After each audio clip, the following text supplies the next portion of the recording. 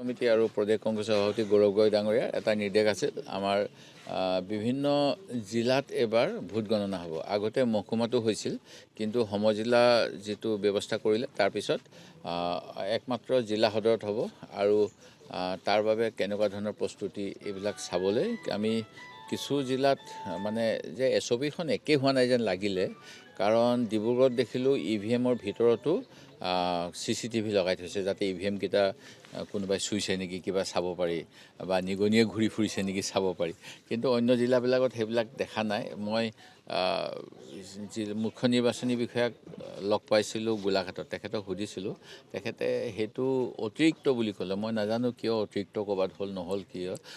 আৰু কিছুমান জিলাত আমি দেখা পাইছোঁ টেবুল ইলেকশ্যন কমিশ্যনৰ নিয়ম অনুসৰি কাউণ্টিং টেবুল মাত্ৰ 14খন এটা হলত থাকিব পাৰে আৰু প্ৰয়োজন হ'লে অতিৰিক্ত হলৰ ব্যৱস্থা কৰি অতিৰিক্ত টেবুল কৰি পেলাই খৰতকীয়া কৰিব পাৰি। এতিয়া তিতাবৰত কালি গম পালোঁ 13 ৰাউণ্ডত শেষ হ'ব 20খন টেবুল দিয়াৰ কাৰণে, আৰু হোৱেৰাজ সোণাৰীত গম পালোঁ 20 ৰাউণ্ডত শেষ হ'ব 14খন টেবুল দিয়াৰ কাৰণে।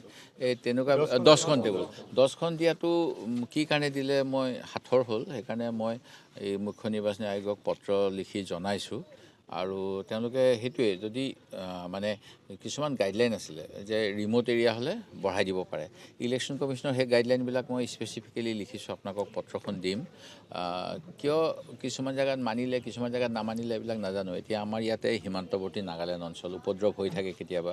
ইয়াত যদি সন্ধ্যা সময়লৈকে ৰ'ব লগা হয়, আমি যদি কিবা এটা অশান্তিকৰ পৰিস্থিতি হয়, নগা দুষ্কৃতিকাৰীয়ে কৰিলে বুলি ক'ম নে ৰাজনৈতিক প্ৰতিদ্বন্দ্বীয়ে কাৰোবাক কিবা এটা অপদস্থ কৰিলে বুলি ক'ম, এনেকুৱা ধৰণৰ কথাবিলাকো মনলৈ আহে। নিৰ্বাচনটো শান্তিপ্ৰিয় হ'লে ভাল পাম, কাৰণ এইটো আমাৰ গণতন্ত্ৰৰ মূল কথা। সেই গতিকে ইয়াত কোনো ধৰণৰ উপদ্ৰৱ হোৱাটো মই নিবিচাৰোঁ, আমাৰ দলে নিবিচাৰে।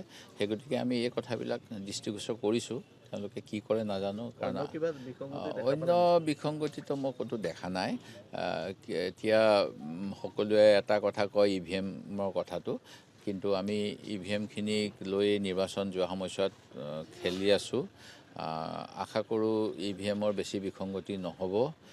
ক'ৰবাত পুলিঙৰ বন্ধ হৈছিলে EVMৰ, তাৰ কাৰণে আমি সেইবিলাকে EVMে গৈছেনে নাই নম্বৰবিলাক মিলাম। কিন্তু যোৰহাটত গম পালোঁ কোনোবা চেণ্টাৰৰ EVM কোনকেইটা ৰিপ্লেচমেণ্ট হ'ল সেইটো অফিচিয়েলি দিয়া নাই যোৱাকালিলৈকে, সেইখিনি কথা ক'লে। তেনেকুৱা ধৰণৰ ইছ্যুবিলাক আমি চৰকাৰৰ দৃষ্টিগোচৰ কৰি আছোঁ আৰু আশা কৰোঁ ৰাইজৰ আশামতে এখন চৰকাৰ হ'ব। আৰু এটা বিষয় এইকেইদিন খুব চৰ্চা হৈ আছে, দুইটা আপোনালোকেও কৰিছে,